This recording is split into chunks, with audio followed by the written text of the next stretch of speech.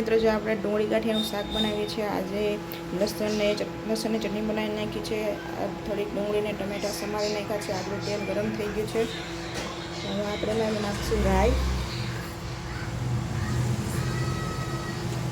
તેલ આપણું ફૂલ ગરમ થઈ ગયું છે.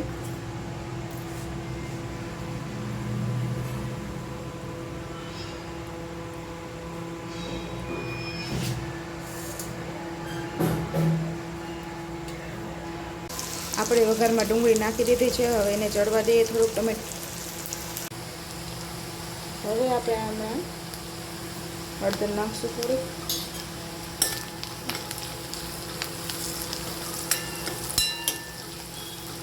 થોડુંક મિક્સ થવા દઈશું. ડુંગળી ચડી ગઈ છે. હવે એમાં લસણ અને મરચાંની ચટણી એડ કરીશું.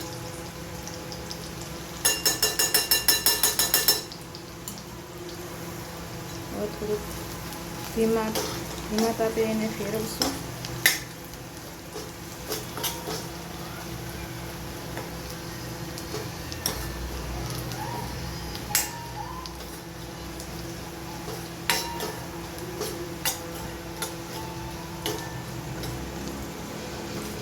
આપણે આમાં ધાણા જીરાનો પાવડર નહીં નાખશું, કેમ કે આખા જીરાથી વઘાર કરેલો હતો તે માટે.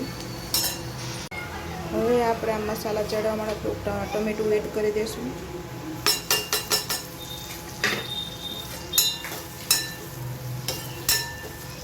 મસ્ત સુગંધ આવવા માંડી છે.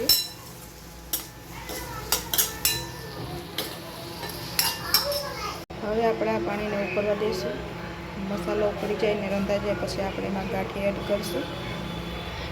આપણે આમાં ગાંઠિયા નાખી દીધા છે. હવે મિક્સ કરીને ગેસને બંધ કરી દઈશું.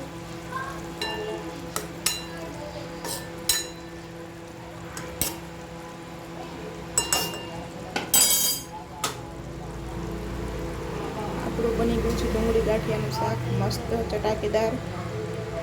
રોટલી સાથે ખવાય એવું. રોટલી મેં પહેલાં જ બનાવી નાખી હતી. ચાલો.